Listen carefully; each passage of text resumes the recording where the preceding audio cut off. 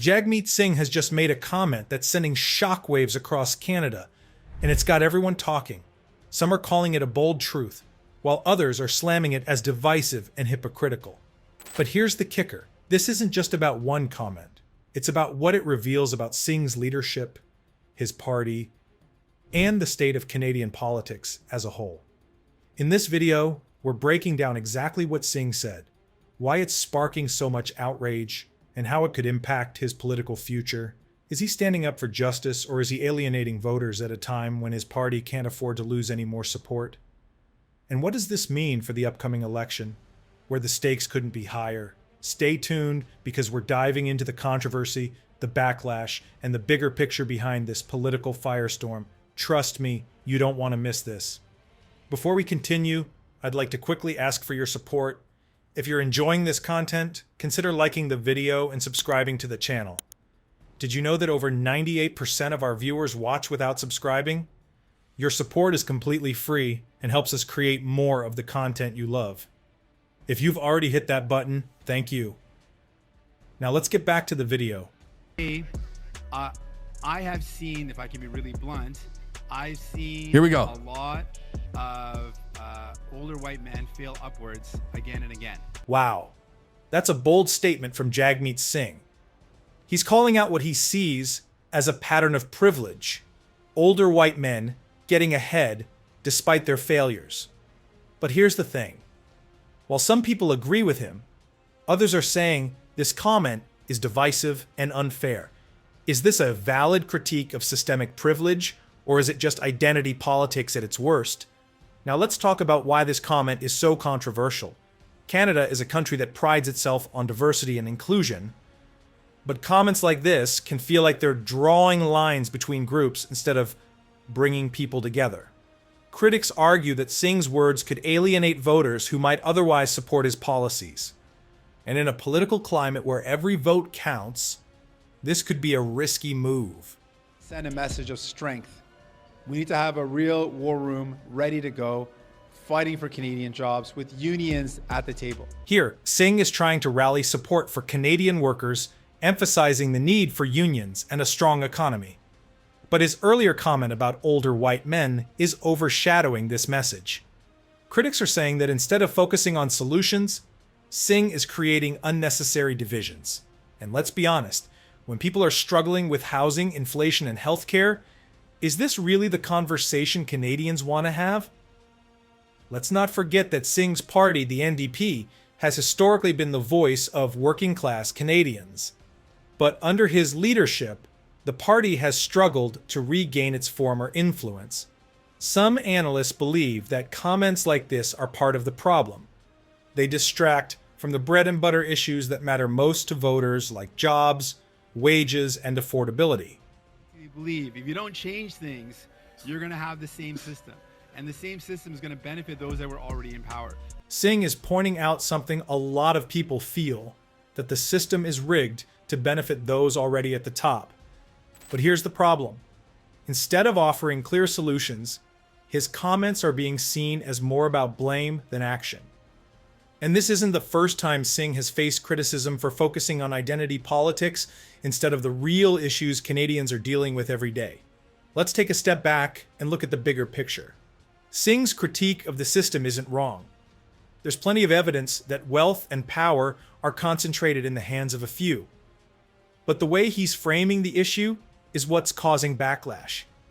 Instead of uniting people around a common goal, his words are being interpreted as divisive. And in politics, perception is everything.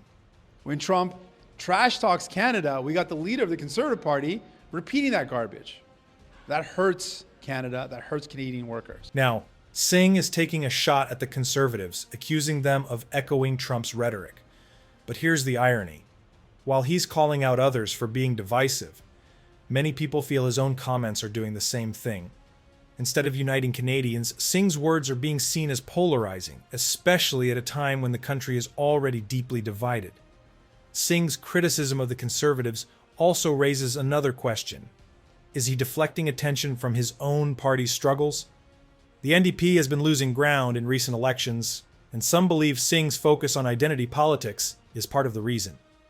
While he's busy calling out others, his own leadership is being questioned.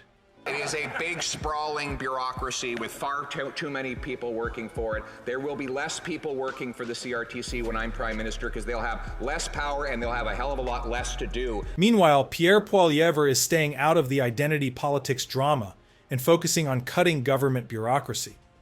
This is why some people are saying he's the only one talking about real issues, like affordability and housing. While Singh and Trudeau are stuck in debates about privilege and identity, Poilievre is positioning himself as the candidate for everyday Canadians.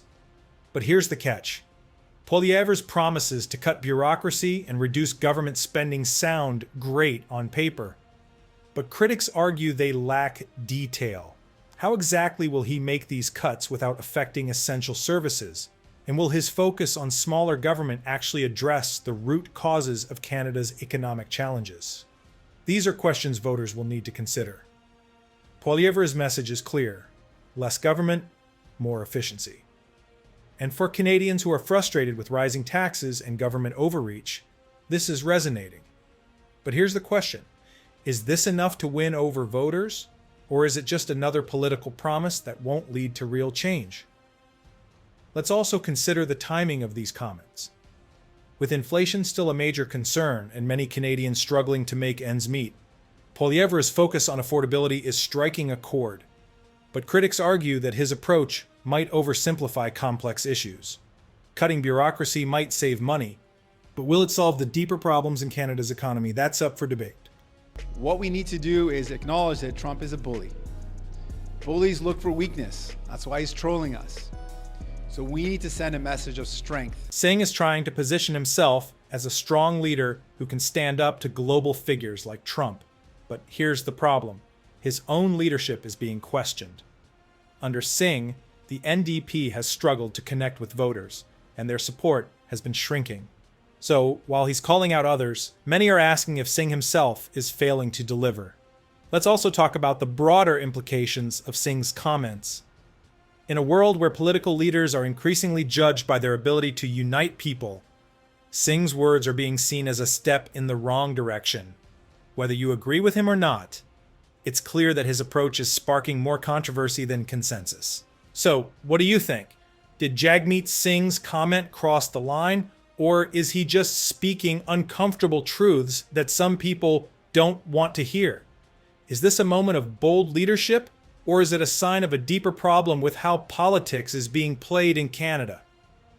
And let's not forget the bigger picture here, with Pierre Poilievre focusing on affordability and smaller government, and Justin Trudeau facing his own share of controversies. Where does Singh's NDP fit into the future of Canadian politics? Can Singh recover from this backlash? Or is this the kind of moment that could define his leadership, for better or worse? We want to hear from you. Do you think Singh's comments are justified? Or do you think they're doing more harm than good? And who do you think is actually addressing the issues that matter most to Canadians right now? Let us know your thoughts in the comments below. And if you enjoyed this breakdown, don't forget to hit that like button and subscribe to our channel. We've got more deep dives, controversies, and political updates coming your way, so stay tuned. Thanks for watching, and we'll see you in the next one.